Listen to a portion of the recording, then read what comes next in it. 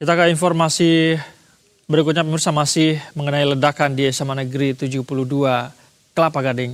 Sampai sore ini, pemirsa, masih ada 28 orang korban ledakan SMA Negeri 72 Kelapa Gading, Jakarta yang dirawat.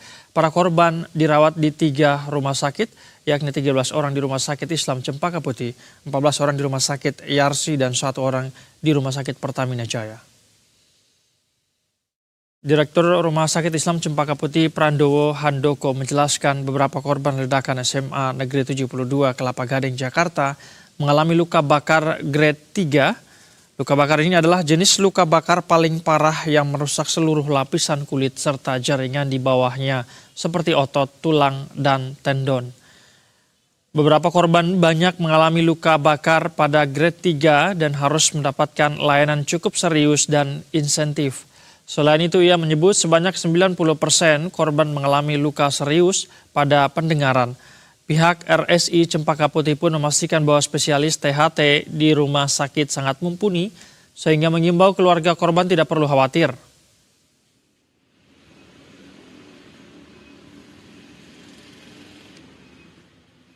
Membahas masalah potensi kecacatan. Saya ingin merevisi nih, karena sebelumnya dikatakan masalah gangguan pendengaran itu sekitar 75%, tapi ternyata lebih dari 90% ada gangguan pada pendengaran. Adalah karena trauma akustik ya, akibat suara yang dahsyat yang keluar dari sana. Kami mempunyai tim spesialis THT yang cukup mumpuni, dan sekarang sedang dilakukan pemeriksaan yang menyeluruh, termasuk di situ adalah pemeriksaan audiometri, kemudian juga pemeriksaan endoskopi telinga, dan untuk dilakukan foto ya, bagaimana kondisi perforasi atau bolong pada gendang telinga. Dan rencananya besok itu akan selesai dan kami akan menyampaikan ya hasil per individu kepada orang tua masing-masing. Karena seperti diketahui, fungsi pendengaran adalah fungsi yang vital, terutama untuk pelajar dalam menangkap pembelajaran. Dan untuk mengetahui bagaimana informasi terkini mengenai kondisi korban ledakan SMA Negeri 72 Kelapa Gading yang saat ini dirawat di Rumah Sakit Yarsi, Jakarta, kita terhubung dengan reporter Berita 1, ada C. Sandi ini, dan juru kamera Indra Bramantio. Selamat sore, Cesa. Sejauh ini seperti apa perkembangan para korban yang dirawat di rumah sakit? Masih ada berapa korban yang dirawat di sana, Cesa?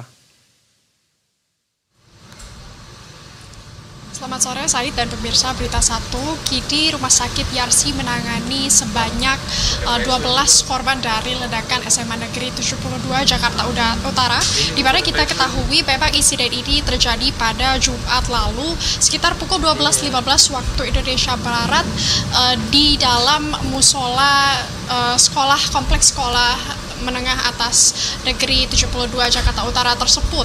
Dan baru saja kami mendapatkan informasi dari Direktur Medis Rumah Sakit Yarsi, Dr. Muhammadi, ini mengatakan saat ini ada sebanyak 6 orang. Maksud kami ada sebanyak 11 orang yang dirawat di Rumah Sakit Yarsi.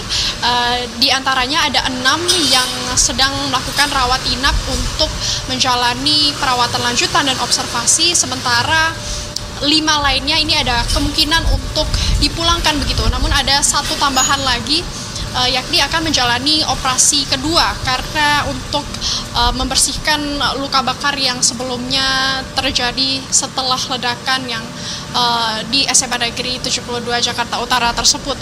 Dan dari informasi yang kami himpun juga, mayoritas korban ini memang mengalami trauma pada pendengaran, terutama di bagian gendang telinga, dan 4 diantaranya juga sudah sedang menjalani treatment bernama treatment hiperbarik. Ini memang khusus untuk memulihkan begitu trauma-trauma pendengaran, khususnya akibat ledakan yang terjadi.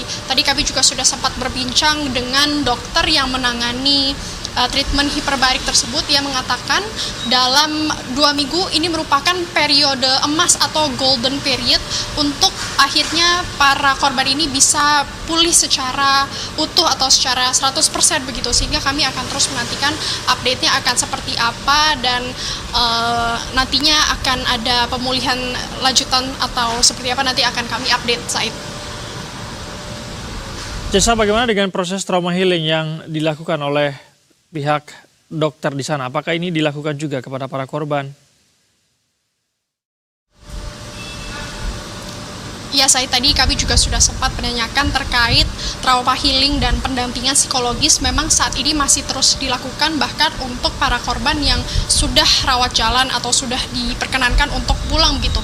Nantinya ada rencana akan dilakukan sebanyak 3 atau 4 kali lagi, di mana hari ini merupakan hari pertama mereka menjalani program trauma healing tersebut. Ya, tentunya ini akan penting begitu ya, khususnya untuk para korban yang terkena langsung oleh ledakan.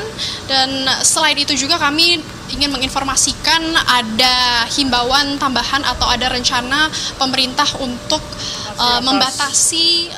Kami telah menangkap apa yang Anda sampaikan. Terima kasih atas laporan Anda, Jesa. Namun pemirsa, kita